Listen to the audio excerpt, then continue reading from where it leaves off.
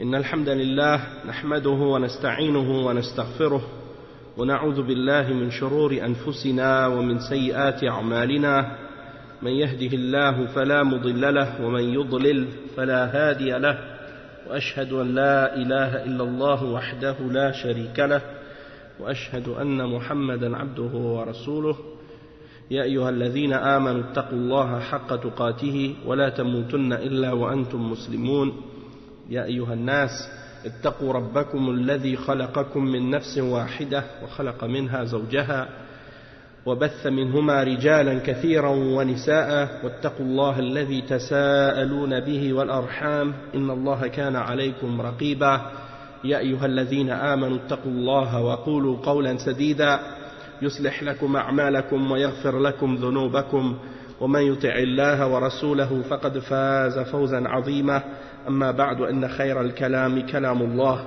وخير الهدي هدي محمد صلى الله عليه وسلم وإن شر الأمور محدثاتها وكل محدثة بدعة وكل بدعة ضلالة وكل ضلالة في النار أما بعد.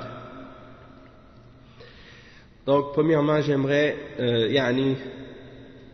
remercier Allah subhanahu wa ta'ala et remercier les frères qui ont organisé ce séminaire à Québec, et ça me fait vraiment plaisir d'être ici avec mes frères aujourd'hui ici à Québec, et on demande à Allah subhanahu wa ta'ala de mettre la baraka dans cet effort qui a été fait, puis on espère que ce ne sera pas le dernier de ces séminaires-là. Au contraire, on espère que, Inch'Allah, c'est au contraire quelque chose qui va se produire de plus en plus dans l'avenir, Inch'Allah. Et comme introduction ou comme entrer dans le sujet de ce séminaire, puisque c'est un séminaire dont le thème est la croyance islamique, la aqidah du musulman.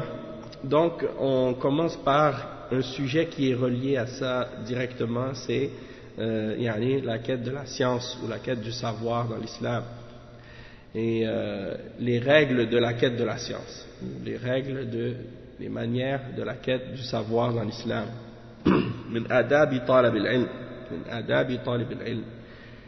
C'est une risala de Cheikh Al-Fawzan, Cheikh Salih Al-Fawzan, hafidhahullah, et je vais rajouter également des explications et des détails du Cheikh Mohammed bin Hadi Al-Madkhali, hafidhahullah. Il a fait une risala qui s'intitule, ou bien, à la base c'était une conférence, ça s'appelait Al-Manhajiyya fi Talab al-Ilm, la méthodologie dans la quête de la science. Et c'est un sujet très important aussi, parce que des fois on veut apprendre l'islam, mais on ignore la bonne façon de le faire, et on ignore la bonne méthodologie à suivre pour arriver à vraiment obtenir quelque chose de solide et de structuré comme science, une science qui est établie sur des bases, sur des fondements. Donc on va prendre quelques exemples aussi de ça, Inch'Allah. Donc Cheikh Al-Fawzan, il commence, il dit Alhamdulillah Rabbil Alamin, خلق الإنسان علمه البيان علم بالقلم علم الإنسان ما لم يعلم أرسل رسوله بالهدى ودين الحق ليظهره على الدين كله وكفى بالله شهيدا وأما بعد فإن طلب العلم هو أول واجب على العبد قبل العمل. قال تعالى فاعلم أنه لا إله إلا الله واستغفر لذنبك وللمؤمنين والمؤمنات والله يعلم متقلبكم ومثواكم. Donc le cheikh il commence par le fait de dire louange à Allah subhanahu wa ta'ala, le Seigneur des mondes qui a créé l'homme. Il lui a enseigné la façon de s'exprimer, il lui a enseigné par la plume, il a enseigné à l'homme ce que l'homme ne savait pas, et il a envoyé son messager avec la guidance et la religion de vérité, la science et les bonnes œuvres, pour que cette religion ait le dessus sur toute autre religion, et Allah est suffisant comme témoin. Ensuite, il faut savoir que la quête de la science, c'est la première obligation pour le serviteur, avant les œuvres. C'est-à-dire que même avant d'adorer Allah, même avant de prier, avant de jeûner, avant de faire n'importe quel acte d'adoration, même avant de croire en Allah subhanahu wa ta'ala, il faut avoir la connaissance, avoir la science. Puisque sans la science, tu ne peux même pas savoir en quoi tu vas croire. Si tu ne connais pas Allah subhanahu wa ta'ala, tu ne peux pas l'adorer, tu ne peux pas savoir comment il est, quels sont ses noms, quels sont ses attributs, dans ce sens-là. Quand on dit comment il est, dans le sens de comment Allah subhanahu wa ta'ala s'est décrit lui-même, c'est ça qu'on veut dire, dans la révélation, dans le Coran et dans la Sunna. Donc, pour tout ce qu'on veut faire dans la religion, il faut toujours commencer par la science. Et les ulama, ils ont exprimé ça en disant al-ilm qabla al-qawli wal-amal. La science passe avant la parole et l'action. Et on voit tout de suite ici une distinction claire entre donc la méthodologie du Coran et de la Sunna et qu'est-ce qui est établi dans les textes et la méthodologie des gens de l'ignorance qui, au contraire, eux appellent les musulmans à l'action en premier.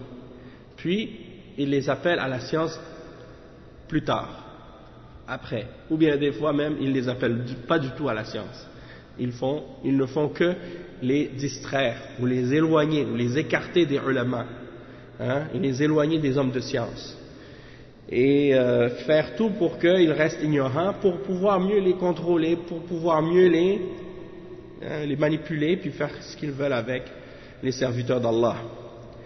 Donc, on voit donc l'importance de la science, et la preuve que la science passe avant toute autre action ou parole, c'est ce que le cheikh a cité comme preuve dans le verset 19, surat Muhammad, dans lequel Allah subhanahu wa ta'ala dit ce qui signifie « Sache que rien ne mérite d'être adoré excepté Allah et demande pardon pour ton péché. » Donc ça veut dire que Allah utilise la forme impérative, le verbe impératif de savoir, c'est-à-dire sache, i'lam, c'est-à-dire sache que rien ne mérite d'être adoré excepté Allah. Ça c'est la première, la plus importante des connaissances. Et ensuite l'action wastaghfir li dhanbik, et demande pardon pour ton péché, et pour les croyants et pour les croyantes. Le cheikh il dit قال الإمام البخاري رحمه الله باب العلم قبل القول والعمل وذكر هذه الآية فاعلم أنه لا إله إلا الله واستغفر لذنبك وللمؤمنين والمؤمنات والله يعلم متقلبكم ومثواكم وبدأ الله بالعلم قبل القول والعمل لأن العلم هو الأساس الذي يبنى عليه القول والعمل فعمل بدون علم ضلال كما أن العلم بدون عمل أيضا ضلال. Donc le cheikh il dit que l'imam al-Bukhari rahimahullah dans un des chapitres de son Sahih, le Sahih al-Bukhari, il commence en disant qu'il établit un chapitre et l'intitule la science vient avant la parole et l'action. La science vient avant la parole et avant l'action. Et il cite comme preuve le verset 19 dans Surat Muhammad qu'on vient de lire, sache que rien ne mérite d'être adoré excepté Allah. Et demande pardon pour ton péché. Et il dit que Allah subhanahu wa ta'ala dans le verset il commence par la science avant la parole et l'action parce que la science c'est la base, c'est le fondement sur lequel la parole et l'action est établie. Et donc une action sans science, une action, une pratique religieuse, une croyance qui serait établie mais sans science, sans connaissance, eh bien ce serait de l'égarement en réalité. Comment tu peux savoir que l'acte que tu fais est agréé par Allah et aimé d'Allah ou fait de la façon dont Allah subhanahu wa ta'ala le demande sans la science? C'est pas possible. Et il dit que également une science sans la pratique et sans l'action, ça aussi c'est de l'égarement. Et il mentionne ensuite qu'il dit ومغضوب على عالم مغضوب على عالم لا يعمل بعلمه ولهذا قال سبحانه وتعالى معلما عباده في آخر سورة الفاتحة اهدنا الصراط المستقيم صراط الذين أنعمت عليهم غير المغضوب عليهم ولا الضالين فالمنعم عليهم هم الذين جمعوا بين العلم النافع والعمل الصالح والمغضوب عليهم هم الذين أخذوا العلم وتركوا العمل والضالون هم الذين أخذوا العمل وتركوا العلم فأنت تسأل الله سبحانه وتعالى في كل ركعة حينما تقرأ هذه السورة العظيمة سورة الفاتحة أن يهديك طريق المنعم عليهم من النبيين والصديقين والشهداء والصالحين وأن يجنبك طريق المغضوب عليهم وهم العلماء الذين لا يعملون بعلمهم وطريق الضالين وهم الذين يعملون بدون علم وهذا هو الذي بعث الله رسوله صلى الله عليه وسلم به أرسل رسوله بالهدى ودين الحق. Donc le cheikh il explique que la personne qui a de la science mais qui ne l'applique pas, elle fait partie de ceux qui ont encouru la colère d'Allah subhanahu wa ta'ala. Et c'est pour ça que Allah subhanahu wa ta'ala il enseigne à son serviteur à la fin de Surat Al-Fatiha, guide-nous sur le droit chemin, le chemin de ceux qui sur qui tu as mis ta grâce, hein, qui sont dans ta grâce, et non le chemin de ceux qui ont encouru ta colère, ni celui des égarés. Et ceux qui ont reçu la grâce d'Allah subhanahu wa ta'ala, ce sont ceux qui ont réuni les deux, la science et l'application, l'action, c'est-à-dire la science bénéfique et les bonnes œuvres. Et ceux qui ont encouru la colère d'Allah subhanahu wa ta'ala sont ceux qui ont pris uniquement la connaissance mais qui ont abandonné la pratique. Tandis que ceux qui se sont égarés sont ceux qui ont pris uniquement la pratique, hein, et qui ont abandonné la science. Et donc, toi tu demandes à Allah subhanahu wa ta'ala dans ta prière, à chaque fois que tu pries, dans chaque rak'a, tu récites Al-Fatiha, et dans la fin de Al-Fatiha, tu invoques Allah subhanahu wa ta'ala pour qu'il te guide vers le droit chemin. Et Allah subhanahu wa ta'ala nous mentionne que le droit chemin, c'est le chemin de ceux sur qui il a établi sa grâce. Et dans un autre verset dans Surat An-Nisa, il décrit ou il définit qui sont ceux sur qui Allah subhanahu wa ta'ala a mis sa grâce. Et le verset dit min alladhina an'ama Allahu alayhim min an-nabiyyin was-siddiqin wash-shuhada was-salihin. C'est-à-dire an-nabiyyin c'est les prophètes, as-siddiqin c'est les véridiques, ash-shuhada c'est les martyrs et as-salihin c'est les vertueux et les pieux. Et tu demandes en même temps à Allah subhanahu wa ta'ala qu'il t'écarte de deux voies. La voie des gens qui ont encouru la colère d'Allah subhanahu wa ta'ala, c'est-à-dire les savants qui n'appliquent pas la science, et la voie des égarés, c'est-à-dire ceux qui n'ont pas de science et donc qui se sont égarés à cause de cela. Et donc on doit s'écarter de ces deux chemins d'égarement. Et c'est avec cela que Allah subhanahu wa ta'ala a envoyé son messager Muhammad sallallahu alayhi wa sallam bil huda wa din al-haq, avec la guidance et la religion de vérité. Et les ulama ont expliqué que al-huda, la guidance, c'est la science. La guidance, c'est la science. Parce que sans science, tu ne peux pas être guidé. Wa din al-haq, c'est la religion de vérité, c'est l'application de la connaissance. C'est la pratique religieuse. Hein, la religion de vérité, c'est la pratique de la religion selon la sunna du prophète sallallahu alayhi wa sallam et la sharia d'Allah. فالهدى هو العلم النافع ودين الحق هو العمل الصالح فالرسول صلى الله عليه وسلم بعث بالعلم النافع والعمل الصالح وهما قرينان لا يفترقان.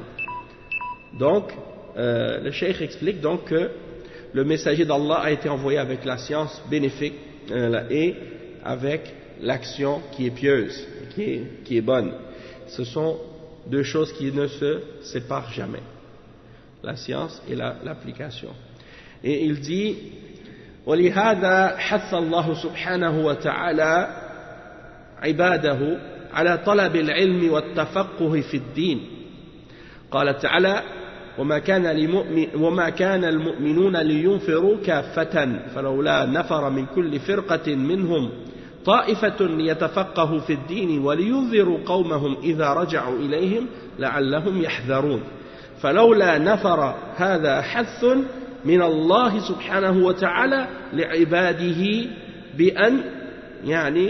بأن تنفر طائفة لطلب العلم والتفقه في دين الله يطلبون العلم في أي مكان يسافرون إليه في مكانه أينما وجدوه فيتفقهون في دين الله فيحصلون على بشارة النبي صلى الله عليه وسلم لقوله من يريد الله به خيرا يفقهه في الدين.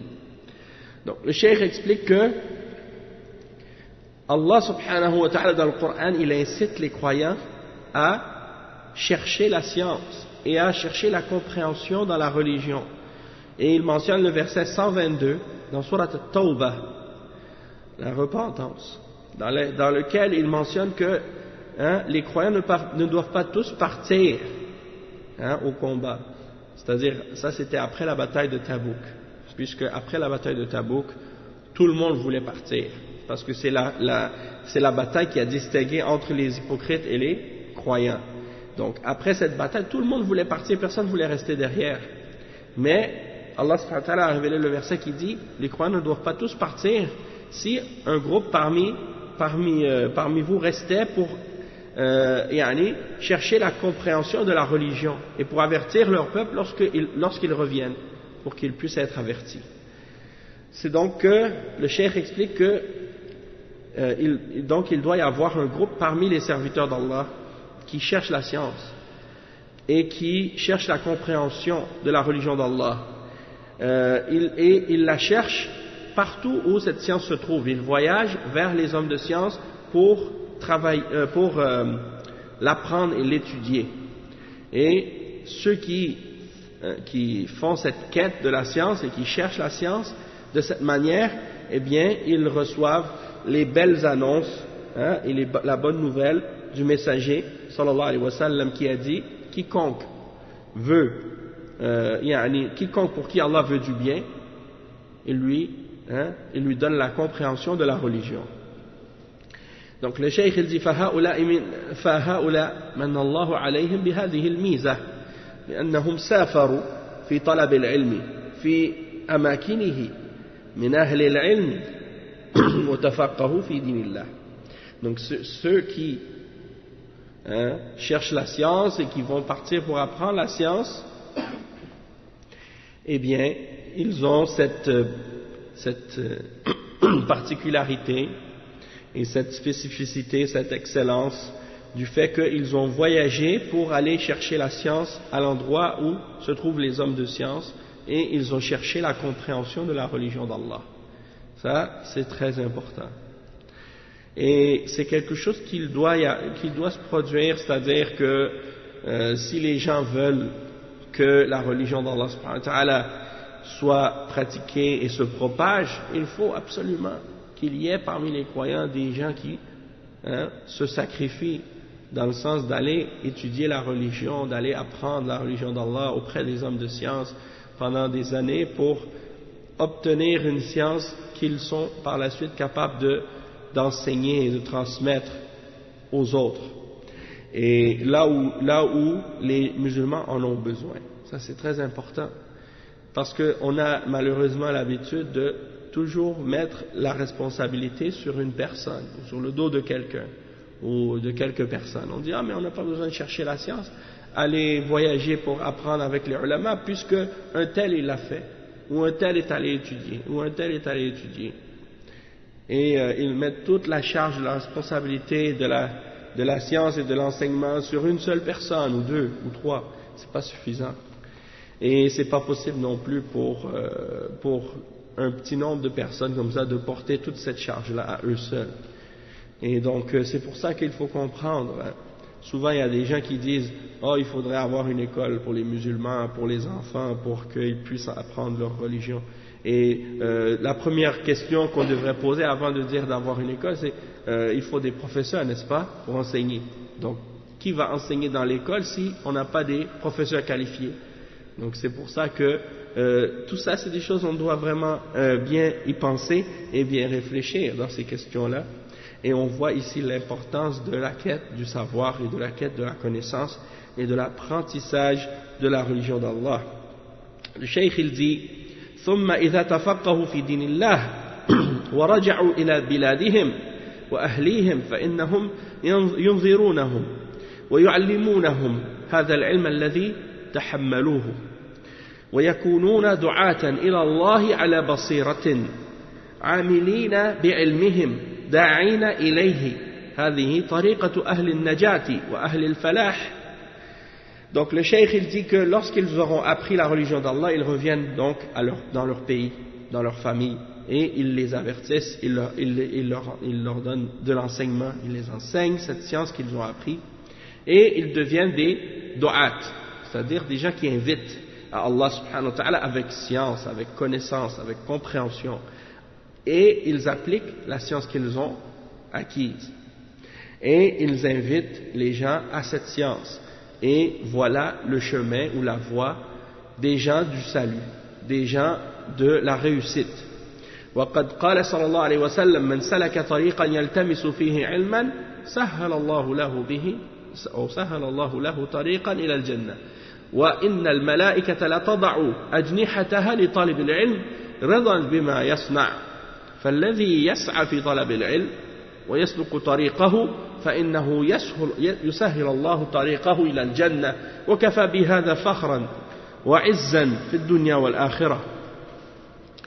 Le prophète sallallahu alayhi wa sallam a dit, celui qui cherche un chemin, ou qui emprunte un chemin plutôt, vers la science, il cherche la science dans ce chemin, eh bien Allah subhanahu wa ta'ala va lui faciliter un chemin vers le paradis.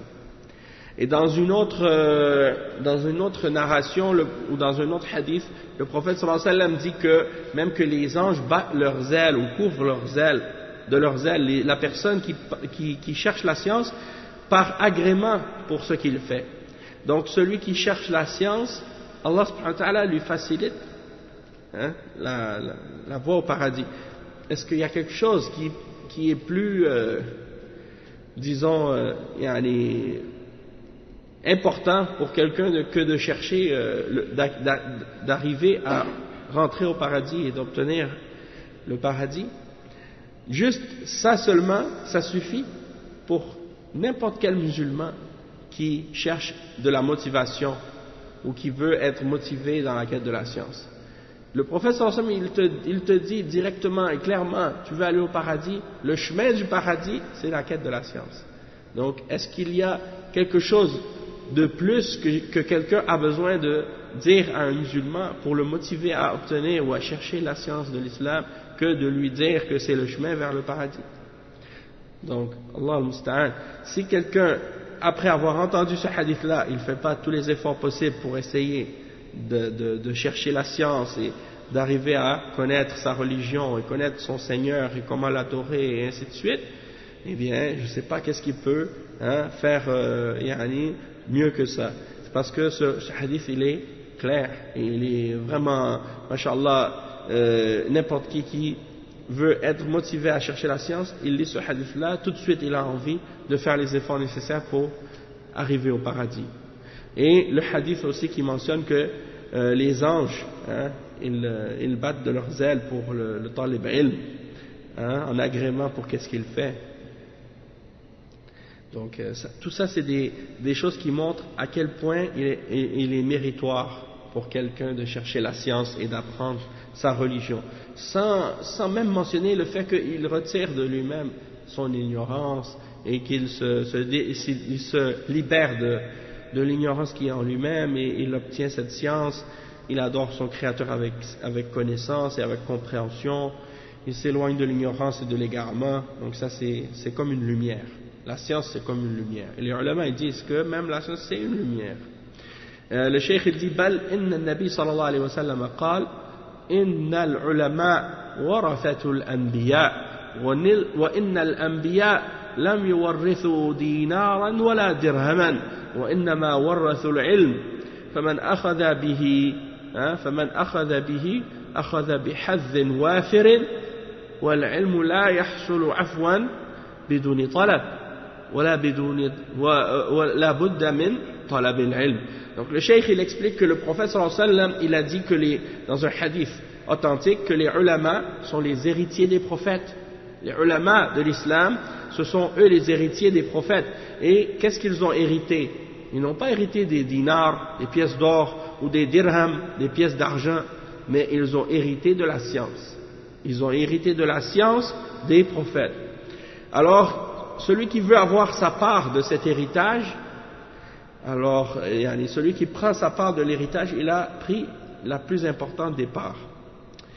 Et donc, la science, lorsque tu veux l'obtenir, tu ne peux pas juste rester assis comme ça, comme certaines personnes qui croient que en faisant des exercices spirituels ou de la méditation, ils atteignent l'illumination, puis tout d'un coup, la science viennent sur eux comme une émanation spirituelle, hein, juste en méditant ou en faisant le dhikr, ils deviennent des ulama, comme les soufis ou bien d'autres groupes de ces tendances-là. Non, c'est pas comme ça. Et même le prophète sallallahu alayhi wa sallam, il dit dans un hadith authentique, innama al-ilmu bit-ta'allum, innama al-ilmu bit-ta'allum. C'est-à-dire que la science ne vient que par l'étude et l'apprentissage. Tu ne peux pas juste comme ça t'asseoir pour avoir la science. Non, il faut chercher à l'obtenir.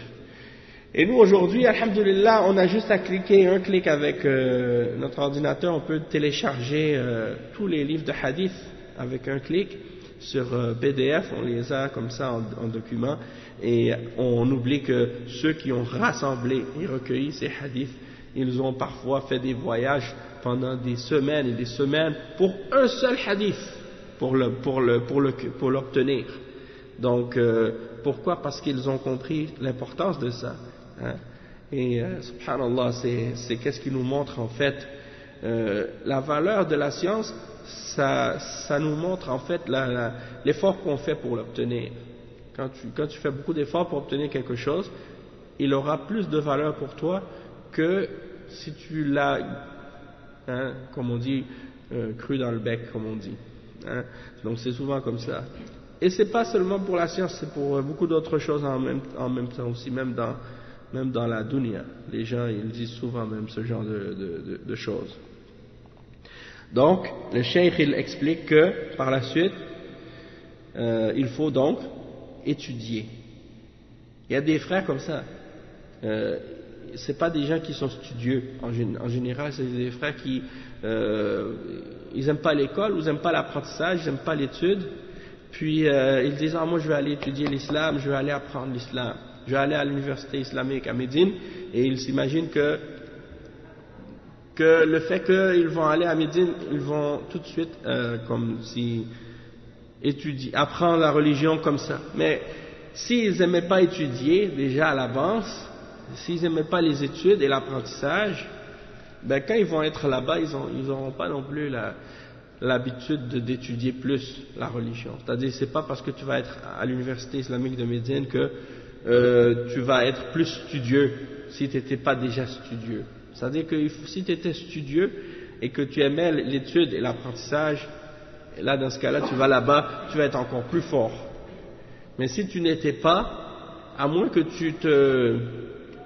comme on dit, tu t'éduques, hein, tu te réformes toi-même pour arriver à développer en toi-même cet amour de l'étude et ce sérieux, cette discipline, hein, dont l'étudiant a besoin pour obtenir la science et devenir un étudiant en sciences islamiques, eh bien, si c'était pas le cas déjà, eh bien, tu ne l'auras pas plus là-bas.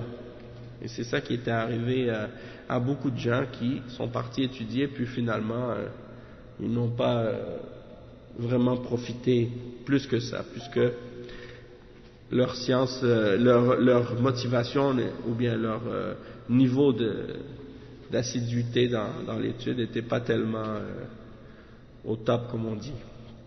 ولا يحصل عفوا للإنسان أو إلهاما أو تلقائيا كما يقول أهل التصوف. C'est ça que je disais. Le cheikh, il dit que ça vient pas par inspiration, la science, ou bien par comme ça automatiquement. Tu t'assois puis la science, ou bien les soufis là, comme ils pensent que le cheikh il te regarde et ça y est, ou il te touche puis tu deviens savant. Non, c'est pas comme ça. Hein? Et après il dit وإنما العلم يحتاج إلى طلب وسعي في تحصيله وصبر في تلقيه. Donc il dit que pour avoir la science, il faut faire la quête de la science et faire des efforts pour l'obtenir. Ça demande aussi beaucoup d'endurance et de patience, parce que tu dois rester assis pendant des heures devant le cheikh, prendre des notes, mémoriser, reviser, lire, hein? Tout ça tu dois le faire, ça peut prendre des heures et des heures pour mémoriser un hadith, pour mémoriser une sourate, combien de temps tu vas prendre, hein? Donc tout ça c'est des efforts, c'est du temps, et ça demande beaucoup d'efforts, de la discipline et ainsi de suite. Donc c'est pas comme tu te laisses aller, puis tu fais preuve de paresse, puis tu penses que tu vas devenir talib ilm. Non. Il dit وكذلك العلم لا يؤخذ من الكتب وحدها ولا يؤخذ العلم عن المتعالمين الذين لم يتفقهوا في دين الله وغاية ما يكون أنهم يقرؤون في الكتب أو يحفظون شيئا من النصوص ولا يفقهون معناها ولا يتلقونها عن أهل العلم فهذه طريقة ضارة لأن العلم لا يؤخذ إلا عن أهل العلم بالتلقي عن العلماء جيلا بعد جيل إلى أن يرث الله الأرض ومن عليها. Donc ça c'est un rappel de la part de Cheikh Al-Fawzan qui est vraiment important. Et les ulama ils le mentionnent souvent parce que à notre époque, comme je disais tout à l'heure, on a tout au bout des doigts avec un clic. Mais le Cheikh il nous rappelle, il dit que la science aussi, il faut comprendre qu'elle ne se prend pas des livres seulement. C'est-à-dire que tu ne vas pas voir quelqu'un qui est un savant puis qu'il n'a pas étudié avec les savants. C'est-à-dire que le savant, pour qu'il devienne savant, ça veut dire qu'il prend la science de la bouche des savants, directement de leur bouche. C'est pas dans les livres seulement.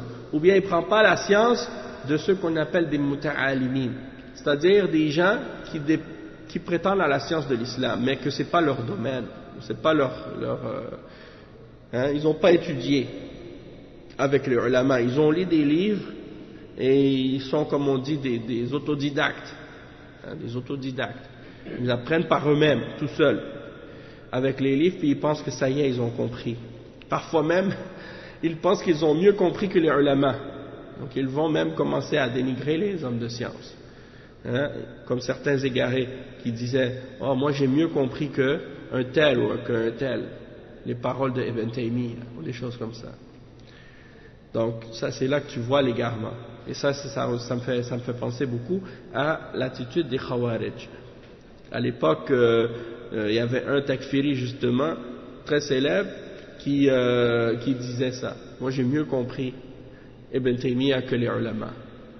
Et à l'époque des Sahaba, les Khawarij pensaient qu'ils avaient mieux compris le Coran que les Sahaba. À l'époque des Sahaba, les Khawarij, ils pensaient qu'ils avaient mieux compris que Ali radiyallahu anhu.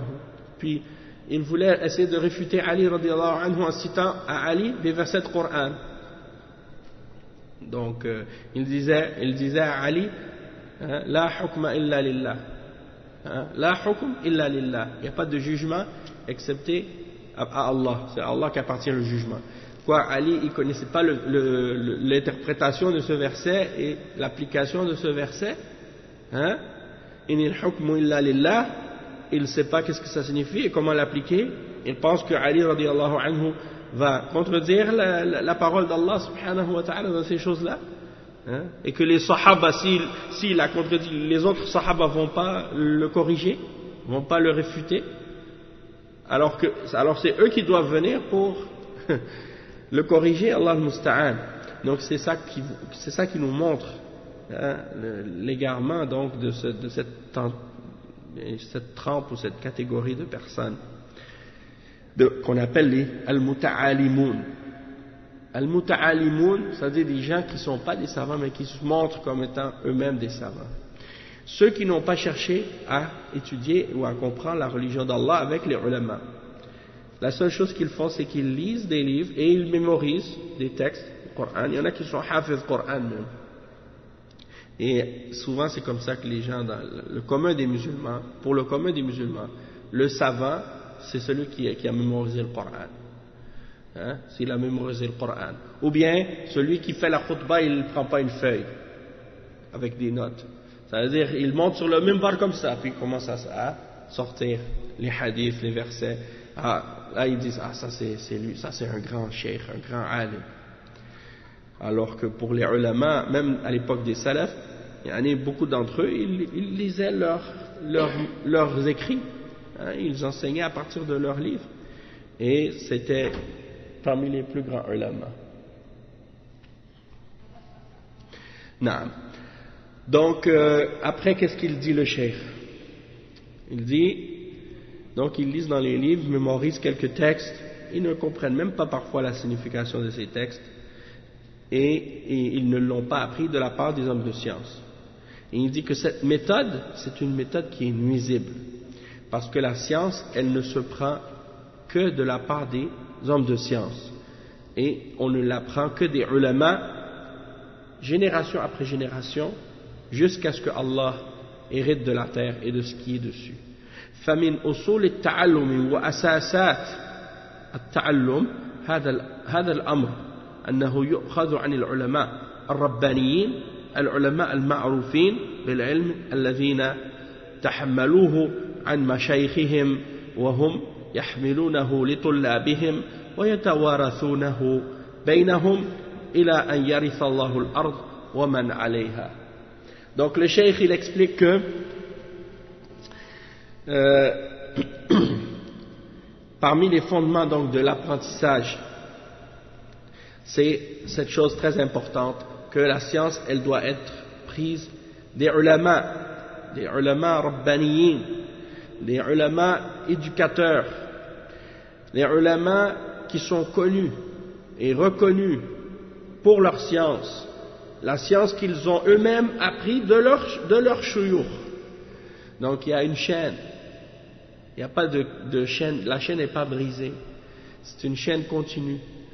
Et donc tu peux savoir par exemple d'où est-ce que les savants que tu suis ont appris leur religion. Et comment ils l'ont appris? Ils l'ont appris de qui? De leur shuyukh. Et leur shuyukh c'est qui? On les connaît, hein? On connaît leur shuyukh parce qu'ils ont hérité de la science génération après génération. Hein? Un tel c'est l'élève d'un tel, un tel c'est l'élève d'un tel, un tel c'est l'élève d'un tel, et on sait donc d'où cette science elle arrive, d'où est-ce qu'elle vient cette science. Aujourd'hui, n'importe qui, hein, comme on a dit, il apprend la science dans un livre, et puis il arrive, et puis il dit, yani, je vais vous donner des cours sur l'islam, je vais vous apprendre la religion, on ne sait même pas c'est qui, c'est shuyukh, on ne sait pas où est-ce qu'il a appris, on ne sait pas c'était quoi la méthodologie de ceux chez qui il est allé apprendre, c'était quoi leur voix, leur compréhension, est-ce que c'était des gens qui étaient sur la compréhension des salaf as-salih, on ne sait pas. Donc tout ça c'est pas clair, hein? Tout ça c'est pas clair, et donc ça reste qu'il y a un point d'interrogation sur la personne en question, est-ce qu'elle enseigne qu'est-ce qui est vraiment correct ou non. Puis quand elle commence à enseigner des choses, on commence à découvrir que finalement elle contredit la position des ulama.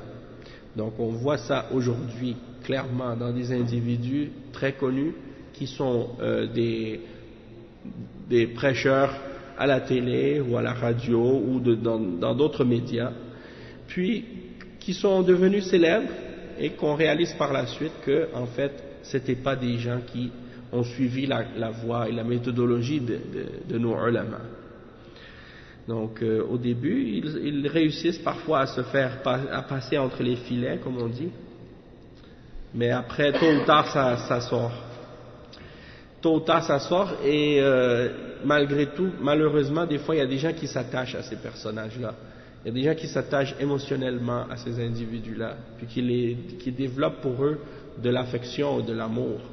Donc quand tu commences à mettre en garde contre eux et avertir contre eux pour faire savoir en réalité que ce sont des imposteurs ou que ce ne sont pas des gens qui sont sur la bonne voie, eh bien ça devient très difficile pour eux de les délaisser et de se détacher d'eux.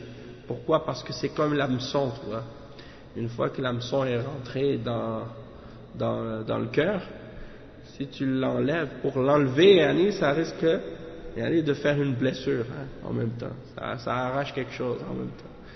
Pourquoi? Parce que la personne est attachée sentimentalement à cet individu-là, et ça c'est ça qui est triste, c'est ça qui est dangereux. Donc il faut s'attacher aux hommes de science avant tout et se rappeler que si tu prends ta science des hommes de science, tu risques moins justement de tomber dans ce genre de situation-là. Le cheikh il dit فهذا من أصول طلب العلم الرحلة إلى العلماء والتماس العلماء والتماس العلماء في أي مكان حتى يؤخذ عنهم العلم وهذا هو الطريق الذي من سلكه سهل الله له طريقا إلى الجنة. Donc si tu veux avoir le chemin vers le paradis, c'est cette voie-là que tu dois suivre pour obtenir la science. C'est cette façon-là et cette méthode-là, et ça fait partie des fondements donc de l'enseignement. Donc il dit ومن أصول التعلم كذلك المهمة أن الإنسان لا يبدأ العلم من فروعه وأعلاه وإنما يبدأ العلم من الأساس. Un autre fondement dans l'apprentissage de la science, c'est que tu ne dois pas commencer par les branches. Tu commences par la base, par les racines, par le tronc. Tu établis ta science, comme quand tu construis une maison. Tu commences par la fondation en premier. Tu ne commences pas tout de suite par le toit, les fenêtres ou d'autres choses. Et malheureusement, ça c'est quelque chose que beaucoup de gens n'ont pas compris. Eux, ils veulent tout de suite aller vers les gros livres, les grosses explications détaillées, tu vois. Et donc, ça c'est très très mauvais et très dangereux. C'est pour ça que la plupart des gens, ils n'ont pas de base dans leur compréhension de l'islam, parce qu'ils ne commencent pas par le commencement. Même dans les études de la dunya, si tu n'as pas fait l'école primaire, tu ne vas pas faire secondaire, tu ne vas pas faire l'université avant d'avoir fait le cégep ou ainsi de suite. Il y a des étapes à suivre dans la science, il faut avancer graduellement. Commencer par ce qui est plus simple, ce qui est plus fondamental, puis bâtir par-dessus, petit à petit. Qu'est-ce qu'on appelle en arabe at-tadarruj. At-tadarruj fil ilm. Donc le cheikh il dit, il mentionne, il dit أن الإنسان لا يبدأ إنما يبدأ العلم من الأساس شيئا فشيئا يتلقاه شيئا فشيئا من الكتب المختصرة في كل فن حفظا وفهما على أيدي العلماء لا يقرأ ويبدأ في المطولات من الكتب ولا يبدأ بكتب الخلاف والأقوال وإنما يؤخذ العلم شيئا فشيئا ويتدرج فيه شيئا فشيئا لا يؤخذ دفعة واحدة لا يؤخذ إلا عن طريق التدرج شيئا فشيئا. Donc le cheikh il explique que, et on espère qu'on ne va pas avoir les femelles là, qui vont sauter, qui vont rentrer ici, on ne sait jamais, c'est arrivé à d'autres personnes, je ne veux pas que ça nous arrive à nous, qu'Allah nous en préserve. Ça c'est des shayatines, soyez prêts, si jamais on ne sait jamais, soyez prêts. Donc c'est ça, il faut y aller graduellement. On ne commence pas par les livres qui sont vraiment détaillés, développés, qui rentrent dans les divergences et les différentes positions des ulama. Non, on commence par les choses qui sont plus simples, plus claires, plus faciles, puis on avance. وكذلك من أصول طلب العلم أن طالب العلم لا يقتصر على فن واحد. C'est ça. Le cheikh explique que, en fait, dans l'islam, il y a plusieurs domaines. Dans l'apprentissage de la religion, il y a plusieurs domaines. Il y a le Coran, il y a les hadiths, il y a le fiqh, il y a l'aqida, il y a le tafsir, et ainsi de suite. Dans chaque domaine en général, il y a toujours qu'est-ce qu'on appelle un matn. Un matn. Dans chaque fan c'est le domaine ou le domaine d'étude ou le sujet, il y a un matn. Matnun, c'est un texte de base. Un texte de base, et c'est en général un mukhtasar, un résumé de la science en question. Et c'est par ce matn que tu dois commencer à apprendre cette science en question. Donc par exemple, tu vas apprendre la aqida, la croyance, le tawhid. Tu ne vas pas commencer directement avec Kitab al-Tawhid ou avec Kashf al-Shubuhat ou bien l'Aqidatul Wasitiyya. Non, tu vas commencer par quelque chose de plus facile, comme Al-Usul al-Thalatha. Al-Usul al-Thalatha, c'est un petit livre. Il y a des gens qui vont dire, ah oui, mais ça c'est facile, Al-Usul al-Thalatha c'est très facile. Pas besoin d'étudier ça, c'est pour les enfants. Oui, mais est-ce que tu l'as bien compris, Al-Usul al-Thalatha? Il y a une différence entre le livre puis la compréhension du livre. Si tu rentres dans la compréhension du livre, il y a dans Al-Usul al-Thalatha des choses que même dans les gros volumes tu ne trouves pas. Il y a dans Al-Usul al-Thalatha, le petit livre de Al-Usul al-Thalatha, des choses, quand tu cherches dans les gros livres, des fois tu as du mal à le trouver. Si tu l'as bien compris Al-Usul al-Thalatha, ça te donne une base vraiment solide. Surtout si tu l'étudies et tu l'apprends avec les ulama. Donc, il ne faut jamais dénigrer un livre par sa taille ou bien son volume. Tu dis le livre est petit, c'est pas important ce livre-là. Non, c'est pas comme ça. C'est pas la grosseur du livre qui détermine son importance ou sa priorité. Et aussi, il faut pas. Le cheikh il dit.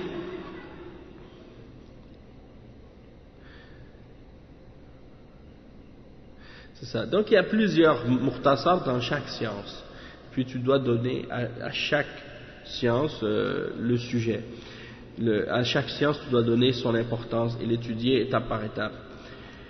Le cheikh il continue à élaborer là-dessus, mais je veux maintenant aller vers la risala de cheikh Mohammed bin Hadi qui donne des exemples plus concrets pour nous faire comprendre ces explications-là, dans le sens qu'il donne des exemples avec des titres de livres et des choses, une méthodologie vraiment bien clarifiée.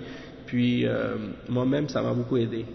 Et ça, c'est des choses que, à l'époque, moi-même, quand j'étais étudiant à Médine, j'avais pas apprises, malheureusement. Et j'aurais souhaité avoir appris ça avant d'aller étudier en Arabie Saoudite pour étudier la religion musulmane. Mais malheureusement, j'avais pas appris ça. Le fait de connaître ce genre de choses, ça te fait sauver du temps, ça fait sauver de l'énergie, ça fait sauver de l'argent, ça fait sauver beaucoup de choses parce que tu vas pas te fatiguer pour rien à apprendre n'importe comment. Tu prends un livre ici, un livre là, aller ici, aller là, puis tu suis pas une méthodologie claire. Donc tu tournes en rond en fait. Donc c'est pour ça que une fois que tu connais la méthodologie, là tu vas vraiment profiter. Tu vas vraiment profiter, puis ta science va être bénie. La science que tu vas apprendre, elle va être bénie. La question qui a été posée au cheikh Mohammed bin Hadi, et ça c'était une question qui lui a été posée, c'était le 30e jour du 5e mois du calendrier islamique de l'an 1433. C'était une conférence qui a eu lieu dans sa maison, à Médine. Cheikh al-Docteur Mohammed bin Hadi al-Madkhali.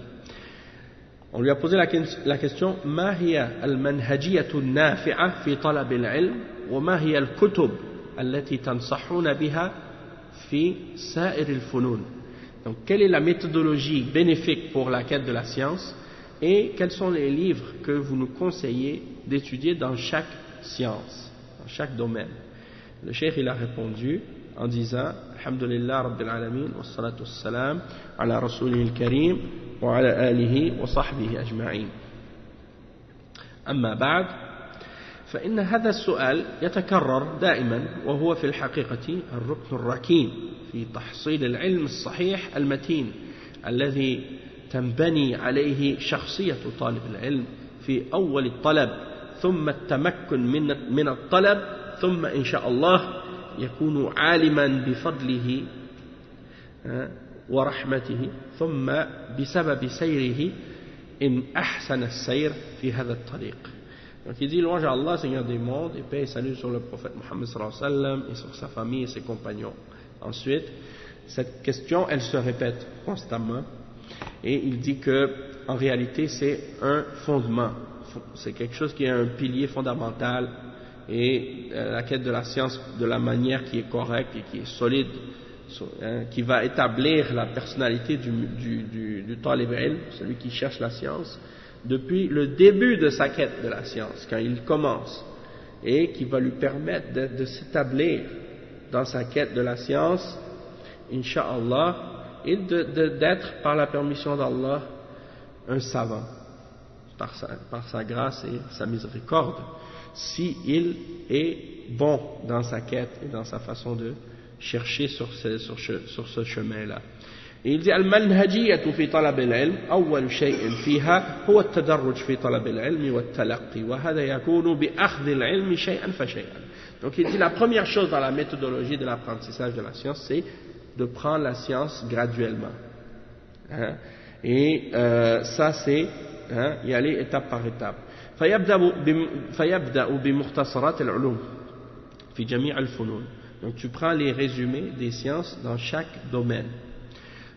فأولا بعد ما فرغ من كتاب الله وقراءة وتصحيحا من حيث اللحن الظاهر الجلي في الحركات وتصحيحا من حيث اللحن الخفي فيما يتعلق بأمور التجويد فإذا فرغ من ذلك فينبغي لطالب العلم مع قراءته للقرآن حتى يتقنه على النحو الذي ذكرنا يعني حفظ متن يعني في التجويد ولا أحسن من متن تحفة الأطفال في تجويد القرآن.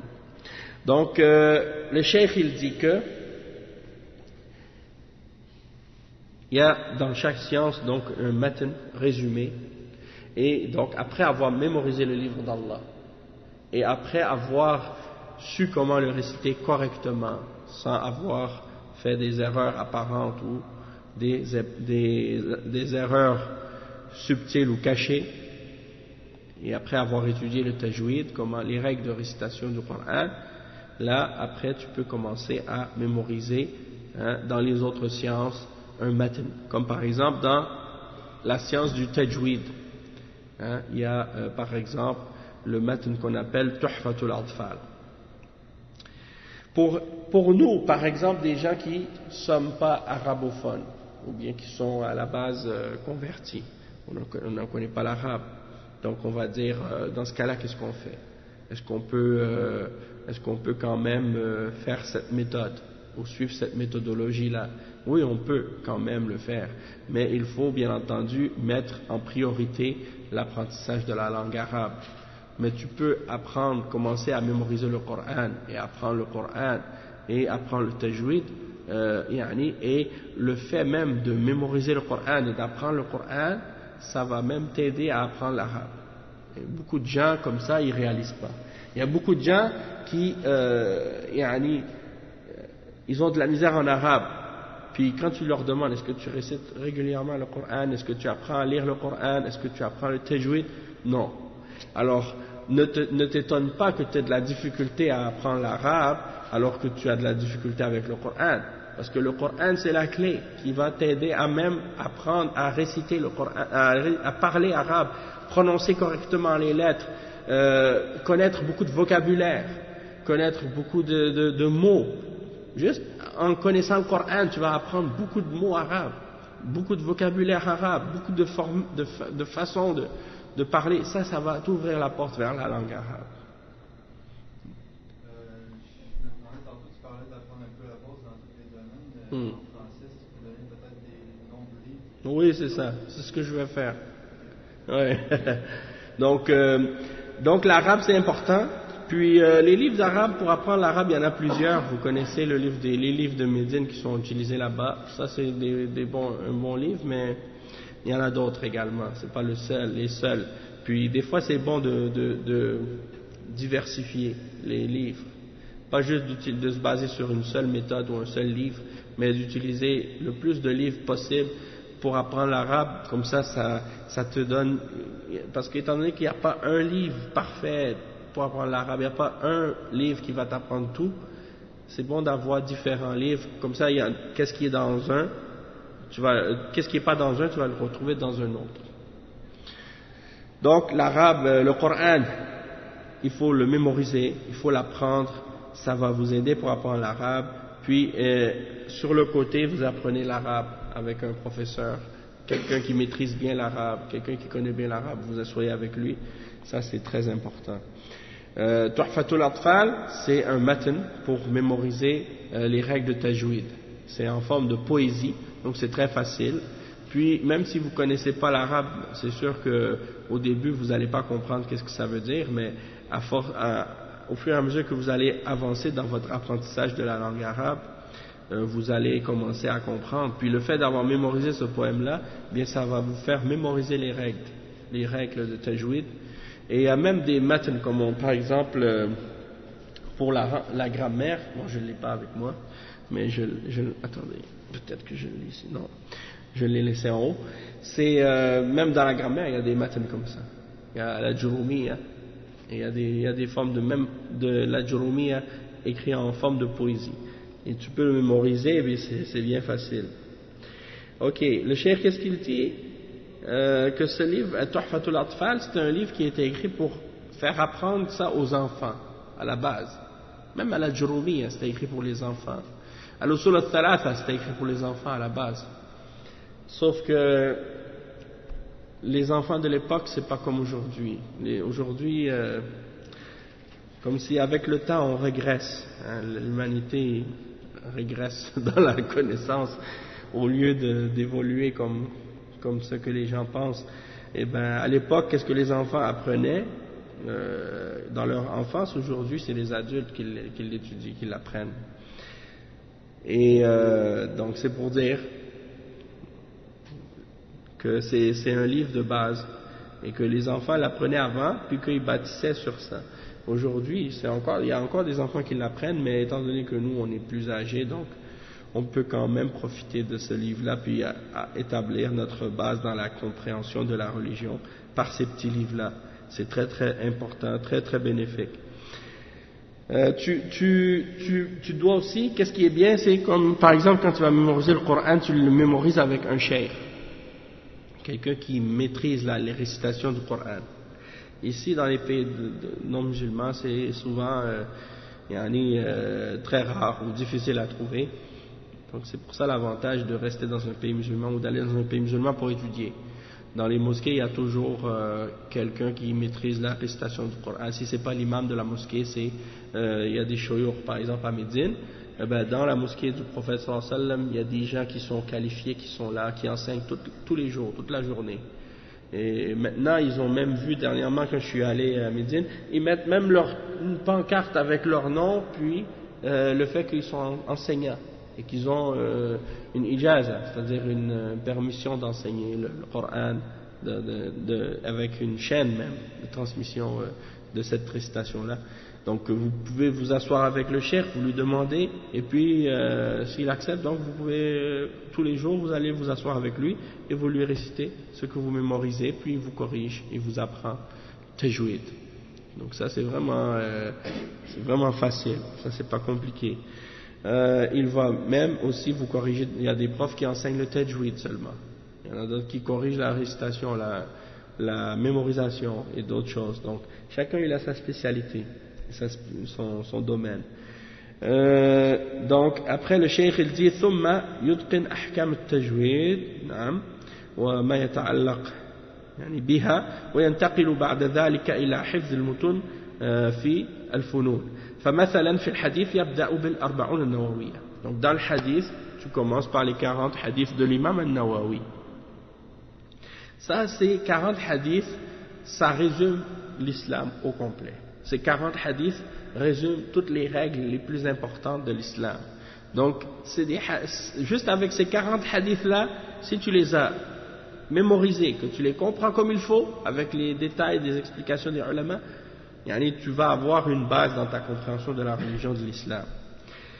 Lorsqu'il dit le cheikh, فَإِذَا فَرِغَ مِنْهَا انتقل إلى عمدة الأحكام. Quand tu as fini avec Al-Arba'un al-Nawawiyya, tu vas mémoriser ensuite Umdatul Ahkam. Et Umdatul Ahkam, c'est un petit livre de hadith, mais c'est les hadiths qui parlent seulement des règles de la charia et qui est classifié par les chapitres de fiqh. Umdatul Ahkam, Umda, ça veut dire le pilier.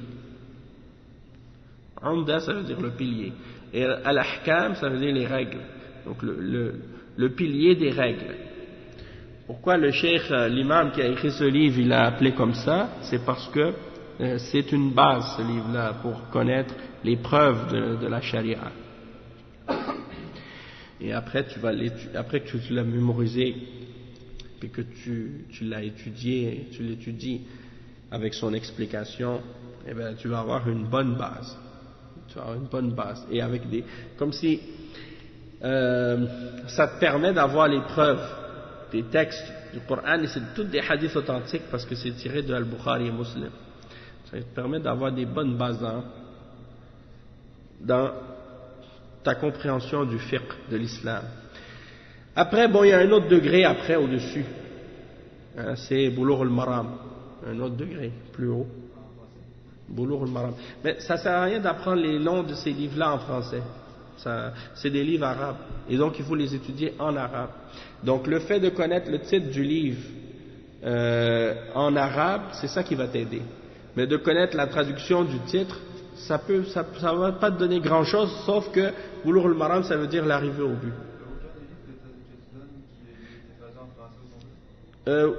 Bulugh al-Maram, moi je l'ai en français à la maison, il a été traduit, et les 40 hadiths de l'imam al-Nawawi sont traduits en français aussi. Donc, il existe en français, mais moi je te dis les titres en arabe, pour que... Celui-là, il est en français? Ok, il est en français.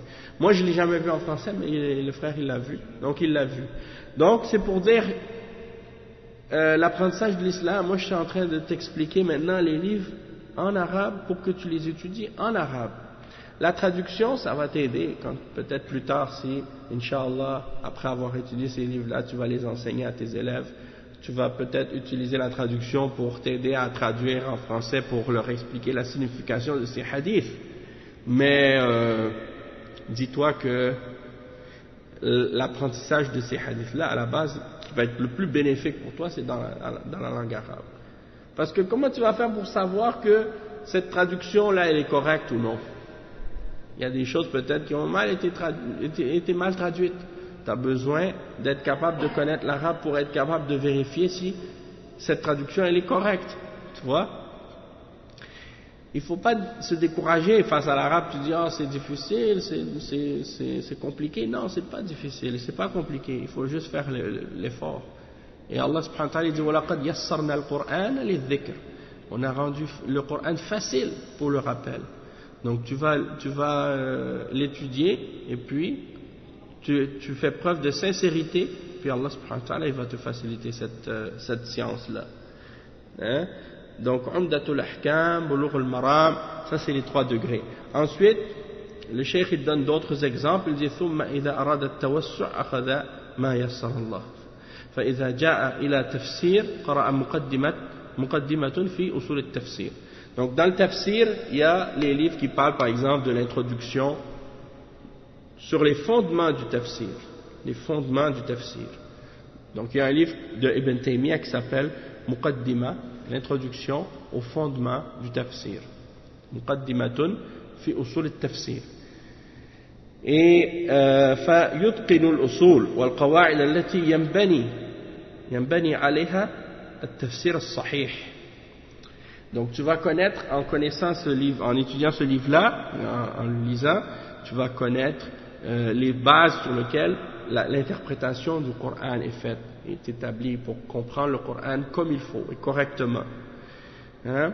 Il dit, نعم ينبني عليها التفسير الصحيح ويعرف بذلك وجوه التفسير التي يقرأها فيما بعد يعني في كتب التفسير وهل هي ماشية على القواعد الصحيحة. Donc plus tard quand tu vas lire les livres de tafsir, tu vas être capable de savoir est-ce que l'interprétation en question elle respecte les principes et les règles de l'interprétation islamique du Coran ou est-ce qu'elle est en contradiction.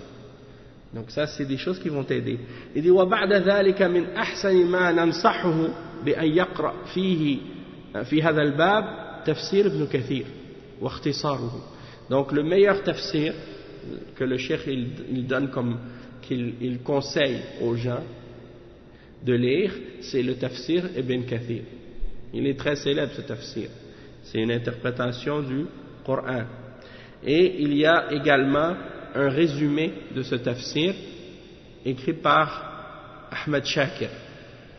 Donc c'est le résumé de Tafsir Ibn Kathir par Ahmed Shakir.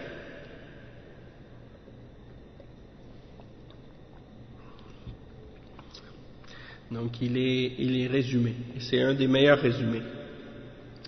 Il dit en ce qui concerne le tawhid,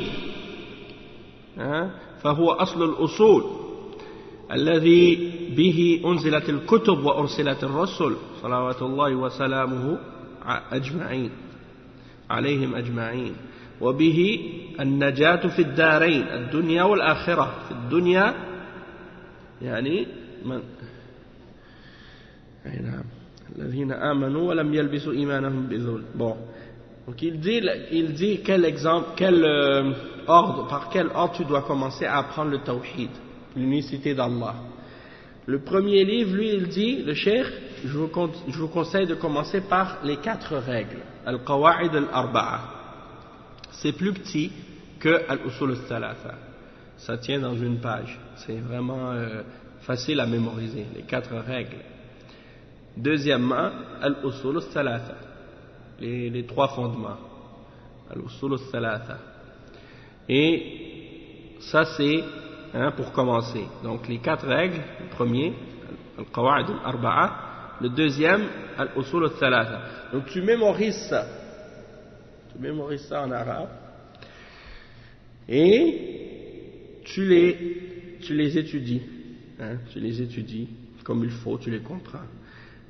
Après, tu passes à Kitab al-Tawhid de Muhammad ibn Abdul Wahhab. Ça aussi c'est un très très bon livre. Et c'est des versets et des hadiths. C'est des versets et des hadiths. Le livre contient presque ça seulement. Après, tu as fini ça, Kitab al-Tawhid. Kitab al-Tawhid, ça parle surtout de Tawhid al-Ibada, l'unicité d'Allah dans l'adoration. Donc le prochain livre, c'est Al-Aqidatul Wasitiyya. Al-Aqidatul Wasitiyya, c'est un livre de Ibn Taymiyyah. Un petit résumé. Et ça aussi, c'est presque des versets, des hadiths. Et ça parle du tawhid dans les noms et les attributs. Al-Aqida al-Wasitiyya. Vous voulez savoir qu'est-ce que ça veut dire, al-Wasitiyya? Al-Wasitiyya, en fait, c'est une ville, la ville de Wasit. Et le livre s'appelle Wasitiyya parce que les gens qui ont posé la question à Ibn Taymiyyah à propos de la Aqida, ils voulaient avoir un résumé de la Aqida, il leur a écrit un résumé de la Aqida, et ils étaient de la ville de Wasit. Donc on l'a appelé Al-Aqida al-Wasitiyya à cause de ça. Et la même chose pour le livre Al-Hamawiyya. Al-Hamawiyya, c'est un livre qui a été écrit pour les gens de la ville de Hama. Donc on l'a appelé Al-Risala Al-Hamawiyya, ou bien parfois on l'appelle aussi Al-Fatwa Al-Hamawiyya. C'est des livres qui parlent aussi des noms et des attributs d'Allah et qui réfutent les gens et les sectes qui ont dévié sur ces questions-là. Il y a un résumé de ce livre-là, Talkhis Al-Hamawiyya. Je pense que c'est le Cheikh Ibn Uthaymin qui l'a fait. Talkhis, c'est un résumé. Il est vraiment bénéfique aussi. Puis il est résumé, il résume parce que Al-Hamawiyya, c'est des citations. Ibn Taymiyyah, qu'est-ce qu'il fait? Il établit des principes de base, puis après il commence à citer des individus qui ont parlé des noms et des attributs d'Allah. Donc il y a des longues citations et des longues énumérations de citations. Donc pour résumer, il y a des savants qui ont juste, disons, établi les principes et les règles, ils ont mis ensemble, ils ont résumé le livre. Talkhis Al-Hamawiyya. Tu peux aussi, le cheikh dit, tu peux lire Al-Hamawiyya au complet si tu veux, après. Ensuite, il y a un autre livre que les ulama, ils conseillent d'apprendre, mais ça, ils le laissent toujours pour la fin. Ils le laissent toujours pour la fin. C'est le sharh de Al-Aqida Al-Tahawiyya. Al-Aqida Al-Tahawiyya. Donc tout ça, c'est des degrés. C'est-à-dire, quand tu as fini le premier, tu l'as étudié, tu l'as mémorisé, tu l'as compris, tu passes au deuxième. C'est comme première année, deuxième année, troisième année, quatrième année. Tu vois, c'est des degrés. Tu évolues dans ta compréhension, dans ta science. Plus tu évolues, plus que ça rentre dans les détails, plus que ça rentre dans les explications. Après, donc en dernier, c'est Al-Hamawiyya. Mais il dit, il faut que tu les mémorises. Le cheikh il dit, il faut que tu mémorises al-Qawa'id al-Arba'a, il faut que tu mémorises al-Usul al-Thalatha, il faut que tu mémorises Kitab al-Tawhid. Il dit, ومن أهم هذه الكتب مقدمة ابن أبي زيد القيرواني فهذا الذي أوصى به. Il dit ومن أهم هذه الكتب مقدمة ابن أبي زيد القيرواني. Ça c'est un bon livre. C'est l'introduction de Ibn Abi Zayd al-Qayrawani. Il a un livre, Ibn Abi Zayd al-Qayrawani, qui s'appelle Ar-Risala. C'est un livre de fiqh, mais l'introduction de ce livre, c'est la Aqidah de Ahl Sunnah wal Jama'a. Vous avez souvent des gens qui viennent du Maghreb, des musulmans qui viennent du Maghreb, l'Algérie, la Tunisie, le Maroc, ok? Et souvent ils disent qu'ils sont malikites, ils suivent le madhab maliki. Bon ben ce livre-là, c'est un livre du madhab maliki, ok? Puis beaucoup des gens qui suivent le madhab maliki aujourd'hui sont sur la croyance de la secte des Ash'ariya, ok? Et bien ce livre-là, il était écrit à l'époque avant que l'Ash'ariya se répande au nord de l'Afrique. Et il enseigne la aqidah des salaf. Donc il réfute toutes les bid'ah des Ash'ariya aujourd'hui. Donc eux ils se disent Ash'ari alors que la base de la aqidah de l'imam Ibn Abi Zayd al-Qayrawani c'est une aqidah salafiyya. Donc il affirme les attributs d'Allah et ainsi de suite. Donc vraiment un très très bon livre. Et le cheikh Muqaddimat Ibn Abi Zayd al-Qayrawani. C'est le livre que j'ai enseigné le début quand j'étais au Mali l'été passé. Quand je suis allé au Mali, j'ai fait ça avec les frères là-bas. Naam. Donc c'est très très bon. C'est ça. Puis il y en a parmi les Malikiyas qui ont essayé de déformer son interprétation, parmi les Asha'ira, justement. فأخرجوها وأفسدوها عن بابها الله المستعان. Donc si tu retournes à l'origine, tu vas le trouver, tu vas trouver la aqidah telle qu'elle. Moi-même j'ai à la maison des traductions de ce livre, il est traduit en français, pas la Muqaddimah seulement, le livre au complet, il est traduit. Et même qu'ils ont dit que ce livre-là, parmi les livres qui ont été trouvés en Amérique, que certains des esclaves, il y avait même parmi les esclaves qui ont été ramenés pour l'esclavage en Amérique, un des livres qu'ils ont retranscrit de l'arabe, certains esclaves l'avaient mémorisé par cœur, ils l'ont retranscrit, c'est ce livre-là qu'ils ont trouvé. Et c'était plus tard quand ils ont vérifié, parce qu'ils ne savaient pas c'était quoi, c'était écrit en arabe, les Américains ne savaient pas c'était quoi ce livre-là. Puis quand ils ont vérifié, ils ont réalisé que c'était le livre de Ibn Abi Zayd al-Qayrawani dans le fiqh maliki.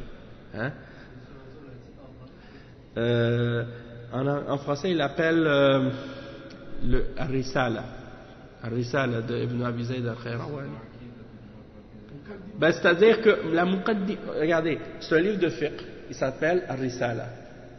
L'introduction de ce livre, c'est sur la aqidah. Donc il y en a qui l'ont publié séparément l'introduction, puis en ont fait un livre de aqidah, un livre de la croyance. Mais le livre au complet, si vous le trouvez, il y a l'introduction dedans. Ok? Et il est traduit en français ce livre-là. Il est traduit en français, moi j'en ai 2 traductions à la maison. 2 traductions différentes. Ça s'appelle Ar-Risala. Ça s'appelle Ar-Risala. Je ne sais pas comment ils l'écrivent en français, je ne me rappelle plus. Muqaddima, ça veut dire introduction. Et c'est-à-dire que c'est l'introduction de la Risala, c'est ça. D'accord? Ok. Bon, il y a d'autres choses, mais ces choses-là, c'est compliqué si on va à ce niveau-là.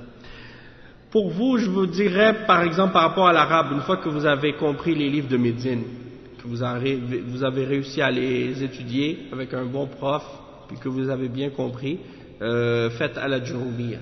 Moi, je vous conseille même de le faire en même temps, les deux. Les livres de Médine, puis il y a la Jurumiyya ensemble. Parce que la Jurumiyya, les livres de Médine, qu'est-ce que ça fait, les livres de Médine? Ça prend toutes les règles qui sont dans la Jurumiyya, puis ça te les met en désordre pour aller graduellement. Il te donne un chapitre du début, un chapitre de la fin, puis il te le met pour aller graduellement te faire comprendre chaque chose par la pratique, par l'exemple, au fur et à mesure que tu avances. Mais dans la Jurumiyya, c'est plus structuré. C'est plus structuré, tu vas l'apprendre plus comme en ordre, les choses, dans le sens que ça va être plus comme selon les chapitres de grammaire. Ça résume les choses plus clairement. Tandis que dans le livre de Médine, tu vas apprendre une règle ici au début, puis une autre règle à la fin, une autre règle par là, une autre règle par là. À la fin, c'est pas structuré, bien ordonné.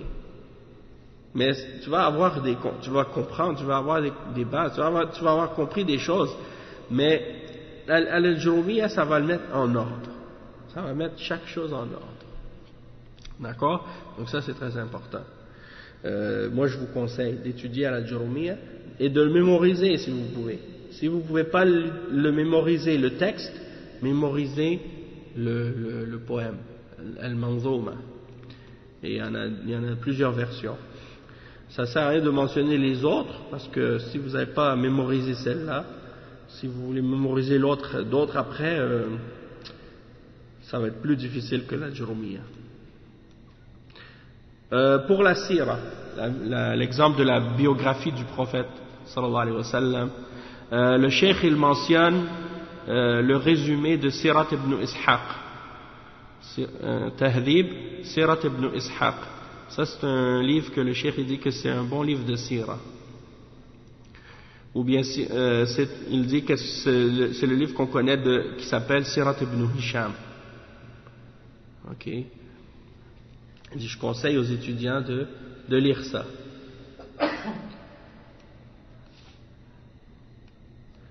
Naam. Est-ce qu'il donne d'autres choses? Oui, il y a les sciences après, d'autres sciences comme Usul al-Fiqh. Il conseille aux gens certains livres. Il mentionne Mukhtasar ibn al-Hajib. C'est un petit peu, ça c'est chez les Malikiyya. Al-Shafi'iyya c'est Al-Waraqat, Mukhtasar al-Tahrir. C'est plus compliqué. Il y a un petit livre de Cheikh Ibn Uthaymin dans Usul al-Fiqh qui s'appelle Al-Usul min Ilm al-Usul. C'est une bonne introduction pour quelqu'un qui veut apprendre. Pour le fiqh, il y a Zad al-Mustaqni'. Ça c'est dans le fiqh Hanbali. Sinon chaque madhab a ses livres de fiqh.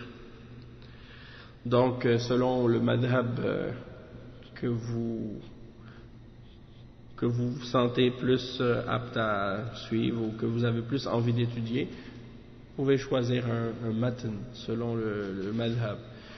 Chez les Shafi'iyya, il y a matn Abi Shuja'. Matn Abi Shuja'. Chez les Hanbali, souvent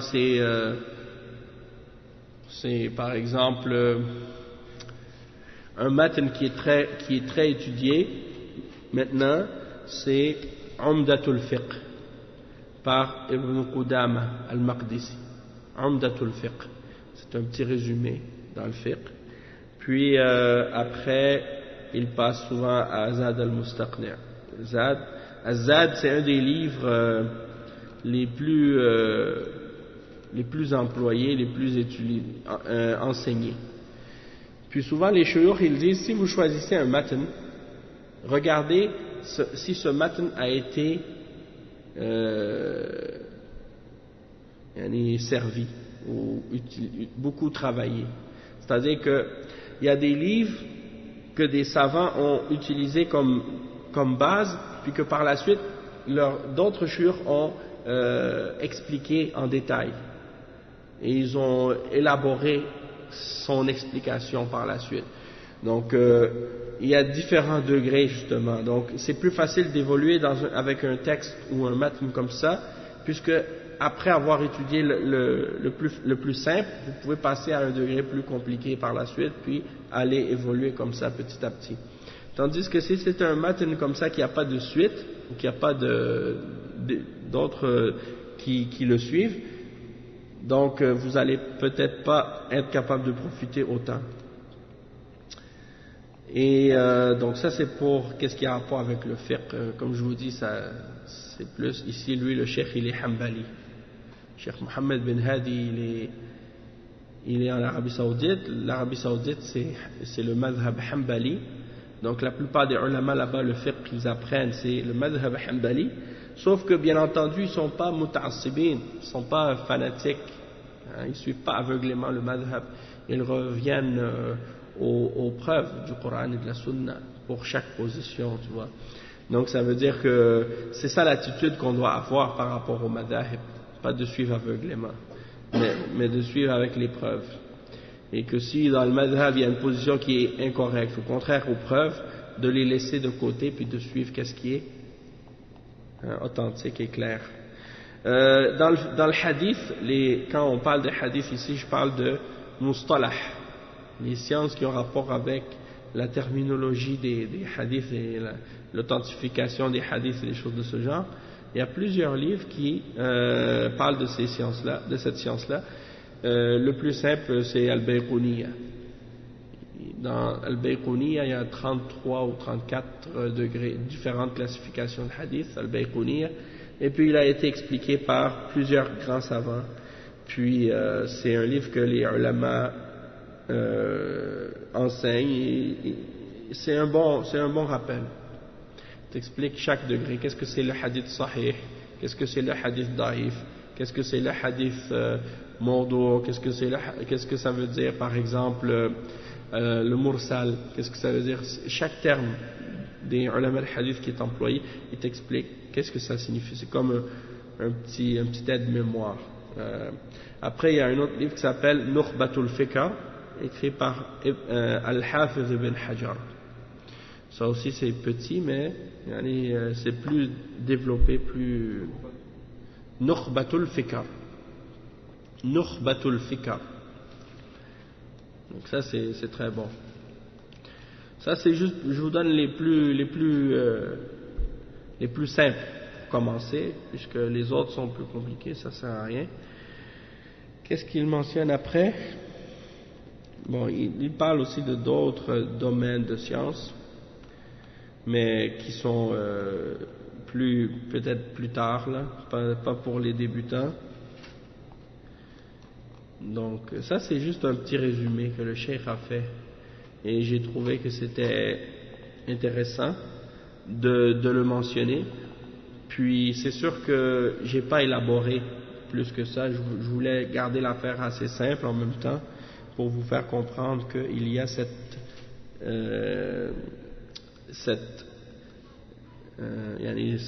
principe de tadarruj et ainsi de suite. C'est que la méthode traditionnelle de l'apprentissage de l'islam c'était comme ça. Et les ulama à l'époque, ils apprenaient pas nécessairement dans des écoles ou dans des universités la religion. Ils apprenaient à la mosquée avec les ulama, avec les shuyukh. Ils s'asseyaient dans la mosquée puis ils apprenaient la science. Aujourd'hui, il y a des institutions, ça facilite la science, mais les ulama ils disent tous que c'est pas suffisant. C'est-à-dire que si quelqu'un il va juste se limiter à prendre des cours à l'université puis faire le programme, c'est pas suffisant pour que à la fin il sorte comme avec une base ou pour être un savant. Non, parce que les études universitaires, tu fais juste passer rapidement sur chaque chose, puis tu te prépares à un examen, après tu passes l'examen, tu as ta note, puis tu passes au niveau suivant, puis ainsi de suite. Après, si tu réussis tes études, on te donne un diplôme. Bon, ça ne veut pas dire que tu es un savant après ces études-là, ça veut dire que tu as une connaissance générale de la religion. Puis après, tu peux faire une maîtrise.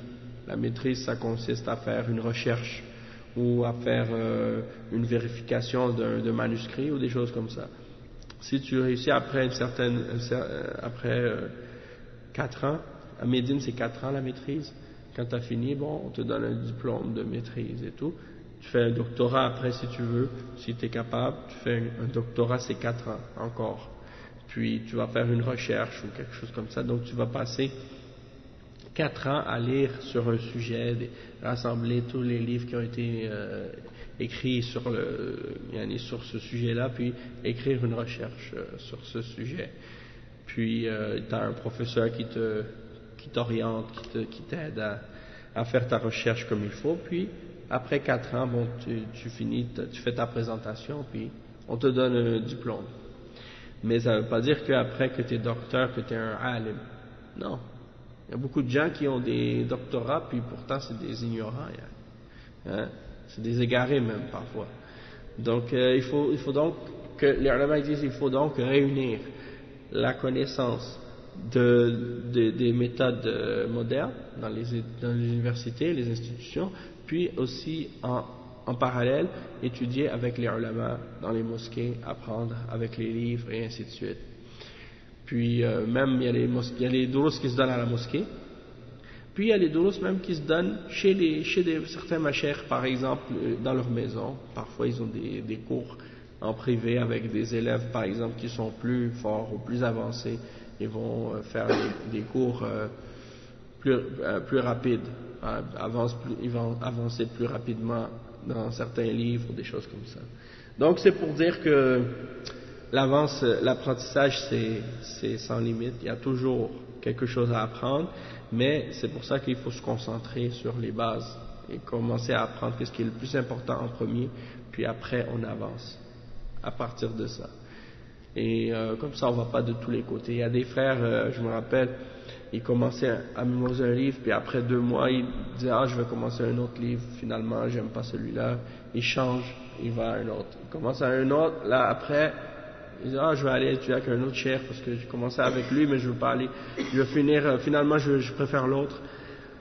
Donc ça c'est pas correct. Il faut commencer un, tu l'étudies, tu vas jusqu'au bout, tu le finis. Quand tu as fini, tu commences un autre. Tu vas pas, pendant que tu commences un, tu l'arrêtes en plein milieu puis tu vas aller avec un autre cheikh. Ça c'est pas correct. Il faut être discipliné, il faut être sérieux. Et il faut terminer qu'est-ce qu'on commence. Ça c'est une règle d'or, une règle très importante. Quand tu commences quelque chose, vas-y jusqu'au bout, arrête pas en plein milieu. Commence pas quelque chose puis après t'as pas fini, tu l'arrêtes et tu le laisses. Non. Essaie de finir tout ce que tu commences. Parce que c'est comme ça que tu vas pouvoir vraiment profiter de la science. Et que Allah subhanahu wa ta'ala il va te bénir dans tes efforts et dans ta quête de la science. Et c'est sûr qu'on est ici par exemple, on n'est pas des ulama, il n'y a pas d'ulama ici. Mais en même temps ça ne veut pas dire qu'on ne peut pas profiter des tullab ilm ou des gens qui ont étudié avec les ulama ou bien qui nous font profiter des paroles des ulama. Hein? Donc de profiter de s'asseoir avec eux, de mémoriser avec eux, de faire des efforts pour essayer d'augmenter notre connaissance, notre compréhension, parce que c'est quelque chose qui est bénéfique.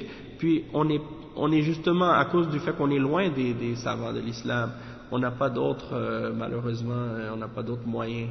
Hein? Donc on fait avec ce qu'on a et que Allah subhanahu wa ta'ala nous facilite. Et que Allah subhanahu wa ta'ala nous donne cette science bénéfique et qui nous donne la compréhension et qui nous fasse réaliser l'importance donc de cette science et de l'apprentissage. Donc ça c'est très important. Puis pour terminer, je dirais qu'il y en a des gens aujourd'hui qui, quand on parle de l'importance de la science, ils mentionnent des versets dans le Coran, mais ils essaient d'appliquer les versets sur la science de la dunya. Hein? La science qui est mentionnée dans le Coran, c'est la science de la religion en premier, la science de la charia d'Allah, la science de la connaissance d'Allah et de son adoration. Ça c'est la priorité, c'est le plus important. Parce que sinon, si tu vas étudier les choses de la dunya, c'est pas ça qui va te sauver au jour de la résurrection. Hein? Ça ne veut pas dire que c'est pas bénéfique, ça ne veut pas dire qu'on ne dit pas aux gens de ne pas les étudier, au contraire. S'ils ont des aptitudes dans ces sciences-là, oui. Mais de pas négliger la religion et l'apprentissage de la religion pour ces sciences-là. Et encore pire, celui qui dénigre les savants ou la science de l'islam parce que il pense que c'est plus important que la connaissance de la religion. Ça c'est grave. Hein? La connaissance de la religion est plus importante que la connaissance des choses de la dunya. Et le savant de l'islam, il est plus respecté, plus aimé, plus honoré que le savant de la dunya. Le savant de la dunya, ça peut être un kafir, ça peut être un juif, un chrétien, un athée, un idolâtre. Tandis que la religion d'Allah, c'est uniquement les ulama ar-rabbaniyin, les plus pieux, qui l'apprennent. Et Allah subhanahu wa ta'ala dit innama yakhsha Allah min ibadihi al-ulama, seulement